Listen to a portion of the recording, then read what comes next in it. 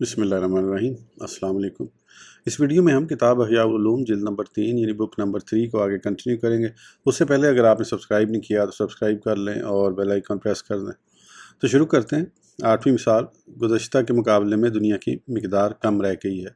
حضور نبی پاک صلی اللہ تعالیٰ علیہ وآلہ وسلم نے ارشاد فرمایا، مثل هذه الدنیا مثال صوب شق من اوله الى آخره فباقي متعلقا بخبط فی آخرہ فیوشک ذالک الخیط ان ینقطع، یعنی دنیا کی مثال اس کپڑے کی سی ہے جو شروع سے آخر تک پھٹ گیا، صرف ایک دھاگے کی مقدار باقی رہ گیا ہے اور قریب ہے کہ یہ دھاگا بھی ٹوٹ جائے۔ 9ویں مثال، دنیا کی ایک چیز دوسری کی طرف لے جا کر ہلاکت کا باعث بنتی ہے۔ حضرت سیدنا روح اللہ علیہ السلام نے ارشاد فرمایا، دنیا کے طالب کی مثال سمندر کا پانی پینے والے کی طرح ہے کہ وہ کس قدر پانی پیتا ہے اسی قدر اس کی پیاس بڑھتی ہے، یہاں تک کہ پیاس اسے ہلاک کر دیتی ہے۔ 10ویں مثال، دنیا کا اول و آخر یکساں نہیں، ابتدا اچھی اور انتہا خراب ہے۔ یاد رکھیے، دل کو دنیاوی خواہشات اس طرح اچھی لگتی ہیں جس طرح معدے کو مختلف کھانے اچھے لگتے ہیں، لیکن موت کے وقت آدمی ان خواہشات کے متعلق اپنے دل میں کراہت، بدبو اور خرابی پائے گا۔ جس طرح لذیذ اور عمدہ کھانے معدے میں پہنچنے کے بعد غلاظت میں بدل جاتے ہیں، اور جس قدر کھانے لذیذ و مرغن اور مٹھاس سے بھرپور ہوتے ہیں اسی قدر اس کی گندگی، بدبو اور غلاظت سے بھرپور ہوتی ہے۔ اسی طرح دلی خواہش کا حال ہے کہ جس قدر وہ اور اس سے حاصل ہونے والی لذت و تقویت زیادہ ہوگی اسی قدر موت کے وقت اس کی بدبو، کراہت اور تکلیف زیادہ ہوگی۔ بلکہ دنیا میں بھی اس کا مشاہدہ ہوتا ہے کہ جس شخص کا مکان چھن جائے اور اہل و عیال اور مال و دولت بھی چلے جائیں تو اسے مصیبت کا سامنا، تکلیف اور دکھ درد بھی اسی قدر ہوگا جس قدر وہ ان سے لذت اٹھاتا اور محبت و حرص رکھتا تھا۔ تو کسی چیز کی موجودگی میں جس قدر اس کی خواہش و لذت ہوتی، اس کے چلے جانے کی صورت میں اسی قدر تکلیف اور کڑواہٹ کا سامنا ہوتا ہے، اور موت کا مطلب بھی یہی ہے کہ جو کچھ دنیا میں ہے وہ انسان سے چلا جائے۔ دنیا گندگی کی مثل ہے۔ حضور نبی کریم صلی اللہ تعالیٰ علیہ وآلہ وسلم نے حضرت سیدنا ضحاک بن سفیان کلابی رضی اللہ تعالیٰ عنہ سے استفسار فرمایا، کیا تمہیں نمک اور مسالوں کے ساتھ کھانا نہیں ملتا؟ پھر تم اس کے بعد دودھ اور پانی پیتے ہو؟ انہوں نے عرض کی، جی ہاں ایسا ہی ہے۔ ارشاد فرمایا، پھر وہ کہاں جاتا ہے؟ عرض کی، آپ اس کے متعلق بخوبی جانتے ہیں۔ ارشاد فرمایا، اللہ عز و جل نے دنیا کی مثال اسی چیز کے ساتھ دی ہے جس سے انسان کا کھانا بدل جاتا ہے۔ حضرت سیدنا ابی بن کعب رضی اللہ عنہ سے مروی ہے کہ حضور صلی اللہ تعالیٰ علیہ وسلم نے ارشاد فرمایا، ان الدنیا ضربت مثلا لابن آدم فانظر الی ما یخرج من ابن آدم وان کزہہ وملہہ الی ما یسیر، یعنی دنیا کی مثال آدمی سے بیان کی گئی ہے تو دیکھے کہ آدمی کے پیٹ سے کیا نکلتا ہے، اگرچہ وہ اس میں نمک اور مسالہ ڈالے لیکن وہ جاتا کہاں ہے۔ سرکار مدینہ صلی اللہ تعالیٰ علیہ وسلم نے ارشاد فرمایا، بے شک اللہ عز و جل نے دنیا کی مثال انسانی غذا سے اور انسانی غذا کی مثال دنیا سے دی ہے، اگرچہ وہ اپنی غذا میں مسالہ و نمک ڈالے۔ حضرت سیدنا حسن بصری علیہ رحمہ فرماتے ہیں، میں لوگوں کو دیکھتا ہوں کہ وہ پہلے کھانوں میں مسالے ڈالتے ہیں، پھر اسے خوشبو سے معطر کرتے ہیں، اور پھر کھا کر جہاں نکالتے ہیں تم خوب جانتے ہو۔ اللہ عز و جل ارشاد فرماتا ہے، فَلْيَنظُرِ الْإِنسَانُ إِلَىٰ طَعَامِهِ، سورہ عبس۔ ترجمہ، تو آدمی کو چاہیے اپنے کھانوں کو دیکھے۔ حضرت سیدنا ابن عباس رضی اللہ تعالیٰ عنہ اس آیت کی تفسیر میں فرماتے ہیں، یعنی کھانے کے انجام کو دیکھے۔ حضرت سیدنا ابن عمر رضی اللہ تعالیٰ عنہ سے کسی شخص نے عرض کی، میں آپ سے کچھ پوچھنا چاہتا ہوں لیکن مجھے شرم آتی ہے۔ فرمایا، شرم نہ کرو، پوچھو۔ اس نے کہا، کیا آدمی قضائے حاجت سے فارغ ہو کر اس کی طرف دیکھ سکتا ہے؟ فرمایا، ہاں، فرشتہ اس سے کہتا ہے، دیکھ یہ وہ چیز ہے جس پر تو نے بخل کیا، دیکھ اس کا کیا انجام ہو۔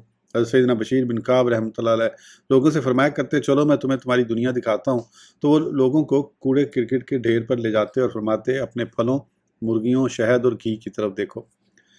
11ویں مثال، آخرت کے مقابلے میں دنیا کی مثال۔ اللہ عز و جل کے پیارے حبیب صلی اللہ تعالیٰ علیہ وسلم نے ارشاد فرمایا، مد دنیا فی الآخرۃ الا کمثل ما یجعل احدکم اصبعہ فی الیم فلینظر احدکم بما یرجع الیہ، یعنی آخرت کے مقابلے میں دنیا اسی طرح ہے جیسے تم میں سے کوئی اپنی انگلی کو سمندر میں ڈالتا ہے تو اسے دیکھنا چاہیے کہ وہ کیا لے کر آتی ہے۔ 12ویں مثال، دنیا میں انہماک اور آخرت سے غفلت کی مثال۔ دنیا والوں کی غفلت کی مثال ان لوگوں کی سی ہے جو کشتی میں سوار ہوتے ہیں اور وہ انہیں ایک جزیرے میں پہنچا دیتی ہے۔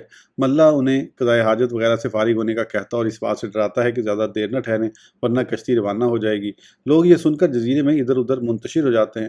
بعض لوگ قضائے حاجت سے فارغ ہو کر جلد کشتی کی طرف لوٹ آتے ہیں اور انہیں کشتی میں کھلی، آسان اور موافق جگہ میسر آ جاتی ہے، اور بعض جزیرے میں تھوڑی دیر رک جاتے اور وہاں پھولوں، غنچوں اور شگوفوں کو دیکھنے اور پرندوں کے خوبصورت و عمدہ نغمات سننے میں منہمک ہو جاتے ہیں، اور خشکی کے پتھروں، جواہرات، مختلف رنگ کی معدنیات کو دیکھنے میں مگن ہو جاتے ہیں، جو انہیں بہت اچھی معلوم ہوتی ہیں۔ ان کے عمدہ نقوش اور زبرجد کے حسن کی وجہ سے انہیں دیکھنے سے نگاہیں خیرہ ہوتی ہیں۔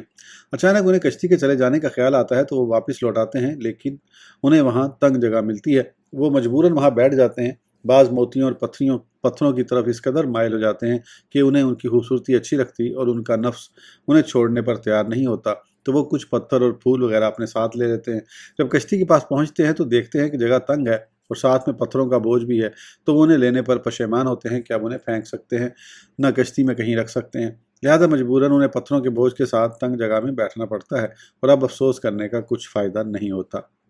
بعض لوگ وہ ہوتے ہیں جو جزیرے کی خوبصورتی میں اس قدر مشغول ہوتے ہیں کہ انہیں کشتی کے چلے جانے کا خیال نہیں رہتا، اور وہ جزیرے میں اس قدر دور نکل جاتے ہیں کہ ملہ کی آواز بھی مشکل سنائی دے۔ وہ پھل کھانے، پھول سونگھنے اور درختوں کے بیچ سیر و تفریح میں مشغول ہو جاتے ہیں، لیکن اس کے ساتھ ساتھ انہیں درندوں کا خوف بھی ہوتا ہے، گرنے اور مال کے چھن جانے کا خطرہ، کانٹوں سے بدن چھلنی ہونے، کپڑوں کے پھٹنے کا اندیشہ اور خوفزدہ کرنے والی آوازوں کا ڈر بھی رہتا ہے۔ جب کشتی والوں کی آواز پہنچتی ہے تو ساز و سامان کے ساتھ واپس آتے ہیں، لیکن انہیں کشتی میں بیٹھنے کی کوئی جگہ نہیں ملتی، تو وہ کنارے پر ہی رہ جاتے اور وہیں بھوک سے مر جاتے ہیں۔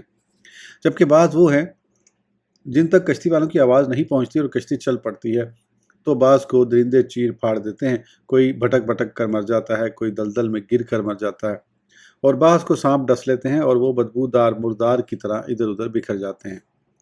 جو کشتی میں پتھروں اور پھولوں کے بوجھ میں سوار ہوئے، انہیں ان کی فکر دامنگیر رہتی اور ضائع ہونے کا ڈر رہتا ہے۔ جگہ کی تنگی کے سبب پھول مرجھا جاتے اور خوبصورت پتھروں کے رنگ تبدیل ہو جاتے ہیں۔ اب بدبو پھیلتی ہے تو جگہ کی تنگی کے ساتھ ساتھ یہ نئی پریشانی لاحق ہو جاتی ہے۔ اب کوئی دوسرا راستہ نظر نہیں آتا تو وہ انہیں سمندر کی نظر کر دیتے ہیں، اور جو کچھ ان میں سے کھا لیا تھا اس کا اثر ان پر ظاہر ہوتا ہے، اور وہ اپنے وطن پہنچنے سے پہلے بیماریوں کا شکار ہو جاتے اور بیمار ہو کر گھر پہنچتے ہیں۔ اور جو لوگ معمولی تاخیر سے کشتی میں سوار ہوئے، انہیں کشتی میں جگہ کی تنگی کا سامنا تو کرنا پڑا، لیکن یہ پریشانی وقتی تھی، گھر پہنچتے ہی وہ راحت و سکون میں آ جاتے ہیں۔ اور جو پہلے کشتی میں آ گئے تھے انہیں کھلی جگہ ملی اور وہ سفر میں آسانی کے ساتھ اپنے وطن پہنچ گئے۔ یہ اہل دنیا کی مثال ہے جو دنیاوی نعمتوں میں مشغولیت کے سبب آخرت کو بھول کر اس سے غافل ہو جاتے ہیں۔ یہ کس قدر برا خیال ہے کہ آدمی خود کو ہوشیار اور عقل مند سمجھتا ہے، لیکن پتھروں، سونا چاندی اور دنیا کی زیب و زینت سے دھوکہ کھا جاتا ہے۔ حالانکہ ان میں سے کوئی شے موت کے بعد اس کے ساتھ نہیں رہے گی، بلکہ اس کے لیے بوجھ اور وبال بنے گی، اور وہ اس کے سبب غم اور خوف میں مبتلا ہوگا۔ تمام مخلوق کا یہی حال ہے مگر جسے اللہ عز و جل محفوظ رکھے۔ 13ویں مثال، دنیا کا لوگوں کو دھوکہ دینا اور ان کا ایمان کمزور کرنا۔ حضرت سیدنا حسن بصری علیہ رحمہ فرماتے ہیں، مجھے یہ روایت پہنچتی ہے کہ رسول اکرم صلی اللہ تعالیٰ علیہ وآلہ وسلم نے صحابہ کرام علیہم الرضوان سے ارشاد فرمایا، بے شک میری، تمہاری اور دنیا کی مثال ایسے لوگوں کی طرح ہے جو کسی بیابان میں سفر کرتے ہیں اور انہیں یہ نہیں معلوم کہ جس قدر انہوں نے راستہ طے کیا وہ زیادہ ہے یا باقی راستہ۔ اسی حال میں ان کا زاد راہ ختم ہو جاتا اور سواری کے جانور مر جاتے ہیں، اور وہ سواری و زاد راہ کے بغیر اس بیابان میں تنہا رہ جاتے ہیں، تو انہیں اس حال میں ہلاکت کا یقین ہو جاتا ہے۔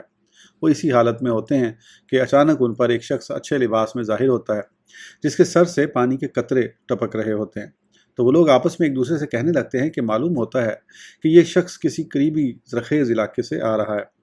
جب وہ شخص ان کے قریب پہنچتا ہے تو انہیں پکارتا ہے، وہ اس کی پکار کا جواب دیتے ہیں۔ پھر وہ شخص ان سے پوچھتا ہے، تمہارا کیا حال ہے؟ تو وہ لوگ کہتے ہیں، تم دیکھتے نہیں کہ ہمارا کیا حال ہے؟ وہ شخص کہتا ہے، اگر میں صاف و شفاف پانی اور سرسبز و شاداب باغات کی طرف تمہاری رہنمائی کر دوں تو تم کیا کرو گے؟ کہتے ہیں، جو تم کہو گے ہم وہی کریں گے۔ وہ شخص کہتا ہے، اس پر اللہ عز و جل کی قسم اٹھا کر وعدہ کرو۔ تو وہ اس پر اللہ عز و جل کی قسم اٹھا کر وعدہ کرتے ہیں کہ ہم تیری اطاعت سے روگردانی نہیں کریں گے۔ یہ سن کر وہ شخص ان لوگوں کو سرسبز و شاداب باغات میں لے جاتا ہے جہاں میٹھا پانی ہوتا ہے۔ جب تک اللہ عز و جل چاہتا ہے وہ وہاں ٹھہرے رہتے ہیں۔ پھر ایک دن وہ شخص ان سے کہتا ہے، اے لوگو، اب یہاں سے کوچ کرنا ہے۔ لوگ کہتے ہیں، کہاں؟ وہ شخص کہتا ہے ایسی جگہ کی طرف جہاں کا پانی یہاں کے پانی سے زیادہ میٹھا ہے اور جہاں کے باغات یہاں کے باغات سے زیادہ سرسبز و شاداب ہیں۔ اکثر لوگ کہتے ہیں ہمیں ان جیسے باغات کہیں نہیں مل سکتے، اور ہمارے خیال میں ہم ایسی عیش والی زندگی کہیں اور نہیں گزار سکتے۔ کچھ لوگ جو تعداد میں کم تھے کہتے ہیں کیا تم نے اس شخص سے عہد و پیمان نہیں کیا تھا؟ جب اس نے اپنا پہلا وعدہ سچا کر دکھایا تو یہ وعدہ بھی پورا کرے گا۔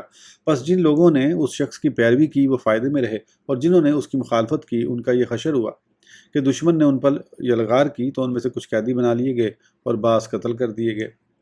14ویں مثال، دنیا کی نعمتوں پر خوشی اور جدائی پر غم ہوتا ہے۔ یاد رکھیے دنیا میں جو کچھ لوگوں کو ملتا ہے اس کی مثال ایسی ہے کہ ایک شخص گھر بنائے اور اس کی تزئین اور آرائش کرے، پھر لوگوں کو اپنے گھر مدعو کرے یعنی دعوت پر بلائے، لوگ ایک ایک کر کے اس کے گھر میں داخل ہوں اور ہر کسی کو خوشبوؤں اور پھولوں سے لبریز سونے کا طباق پیش کیا جائے جسے وہ سونگ کر آگے بڑھ جائے اور طباق واپس کر دے۔ ایک شخص داخل ہو جسے اس رسم کا علم نہ ہو، وہ یہ سمجھے کہ پیش کیا جانے والا طباق اس کے لیے تحفہ ہے، وہ اسی سوچ میں اس کا دل اس کی طرف مائل ہو جائے، اور جب اس سے طباق واپس طلب کیا جائے تو وہ اس کے سبب افسردہ ہوا غمگین ہو جائے، جبکہ اس رسم سے واقف شخص طباق سے نفع اٹھا کر شکریہ ادا کرتے ہوئے خوش دلی کے ساتھ اسے واپس کر دے گا۔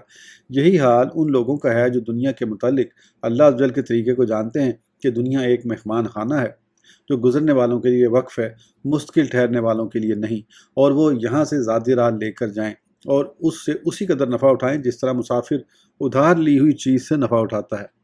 یہ نہ ہو کہ وہ اس سے دل لگا بیٹھیں اور بوقت جدائی ان کے لیے جانا دشوار ہو۔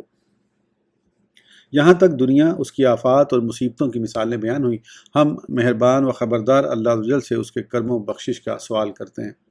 باب نمبر 3، دنیا کی حقیقت کا بیان۔ اس میں 2 فصلیں ہیں۔ پہلی فصل، انسان کے حق میں دنیا کی حقیقت و ماہیت۔ یاد رکھیے صرف دنیا کی مذمت کافی نہیں جب تک یہ معلوم نہ ہو کہ دنیا مذموم کیوں ہے اور دنیا کی کس چیز سے بچا جائے اور کس سے نہیں۔ لہذا ضروری ہے کہ مذموم دنیا کی وضاحت کی جائے جس سے بچنے کا حکم ہے، تاکہ معلوم ہو جائے کہ انسان کی دشمن دنیا کون سی ہے جو اللہ عز و جل کی راہ میں چلنے والوں پر ڈاکہ ڈالتی ہے۔ دنیا و آخرت کو 2 حالتوں سے تعبیر کیا گیا ہے۔ جو قریب ہے اس کا نام دنیا ہے اور یہ موت سے پہلے ہے، اور جو دور ہے اسے آخرت کہتے ہیں اور یہ موت کے بعد ہے۔ انسان کی مرغوب چیز کی 3 اقسام۔ ہر وہ چیز جس میں موت سے پہلے انسان کی کوئی غرض، شہوت، لذت اور حصہ ہو وہ اس کے حق میں دنیا ہے، لیکن اس سے یہ نہ سمجھا جائے کہ ہر وہ چیز جس میں انسان کی رغبت ہو یا اس کا حصہ ہو مذموم ہے، بلکہ اس کی 3 قسمیں ہیں۔ پہلی قسم، وہ چیز جو آخرت میں ساتھ ہوگی اور موت کے بعد بھی اس کا ثمرہ و نتیجہ باقی رہے گا، اور وہ 2 چیزیں ہیں، علم اور عمل۔ علم سے اللہ عز و جل کی ذات و صفات، اس کے افعال، اس کے فرشتوں، اس کی کتابوں، اس کے رسولوں، زمین و آسمان کی بادشاہی اور رحمت عالم صلی اللہ تعالیٰ علیہ وآلہ وسلم کی شریعت کا علم مراد ہے، اور عمل سے مراد خاص اللہ عز و جل کی عبادت ہے۔ بسا اوقات عالم اپنے علم سے اس قدر مانوس ہو جاتا ہے کہ اس کے نزدیک علم ہی سب سے زیادہ لذیذ چیز بن جاتی ہے، اور وہ اس میں اس قدر مشغول ہوتا ہے کہ نیند، کھانا اور نکاح کی لذت کو بھی بھول جاتا ہے، کیونکہ اس کے نزدیک علم تمام چیزوں سے زیادہ لذیذ ہوتا ہے۔ لیکن جب ہم مذموم دنیا کی بات کرتے ہیں تو اسے اس میں شمار نہیں کرتے، بلکہ ہم کہتے ہیں کہ یہ آخرت سے ہے۔ اسی طرح عبادت گزار شخص عبادت سے اس قدر مانوس ہو جاتا ہے کہ وہ اس سے لذت محسوس کرتا ہے، حتیٰ کہ اگر اسے عبادت سے روک دیا جائے تو یہ اس کے حق میں بہت بڑی سزا ہوگی۔ ایک بزرگ رحمۃ اللہ علیہ فرماتے ہیں، میں موت سے اس وجہ سے ڈرتا ہوں کہ یہ میرے اور نماز تہجد کے درمیان حائل ہو جائے گی۔ ایک بزرگ رحمۃ اللہ علیہ یہ دعا مانگا کرتے تھے، اللہم ارزقنی قوت الصلاۃ والرکوع والسجود فی القبر، یعنی اے اللہ عز و جل مجھے قبر میں بھی نماز، رکوع اور سجود کی توفیق عطا فرمانا۔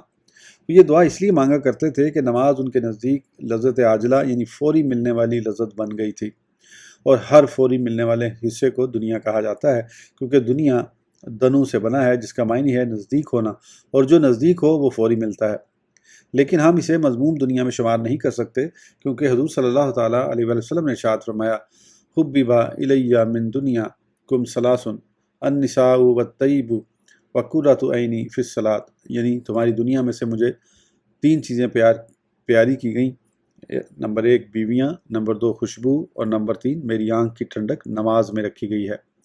معلوم ہوا کہ آپ صلی اللہ تعالیٰ علیہ وآلہ وسلم نے نماز کو دنیاوی لذتوں میں شمار کیا ہے، کیونکہ جو بھی چیز مخصوصات میں داخل ہوتی ہے اور اس کا مشاہدہ ہوتا ہے تو وہ عالم شہادت میں سے ہے، اور عالم شہادت دنیا سے ہے۔ چونکہ لذت رکوع و سجود اعضاء کی حرکت کے سبب حاصل ہوتی ہے، اس طرح یہ بھی عالم شہادت میں سے ہونے کی وجہ سے دنیا میں شامل ہے، اور یہی وجہ ہے کہ دنیا کی طرف اس کی اضافت فرمائی گئی ہے۔ چونکہ یہ مضموم دنیا میں داخل نہیں، اس لیے ہم اس سے تعارض نہیں کرتے۔ اس ویڈیو کے لیے اتنا ہی، پھر انشاءاللہ اگلی ویڈیو میں آگے کنٹینیو کریں گے۔ اس وقت تک کے لیے اجازت دیجیے، سبسکرائب کرنا نہ بھولیں۔ اللہ حافظ۔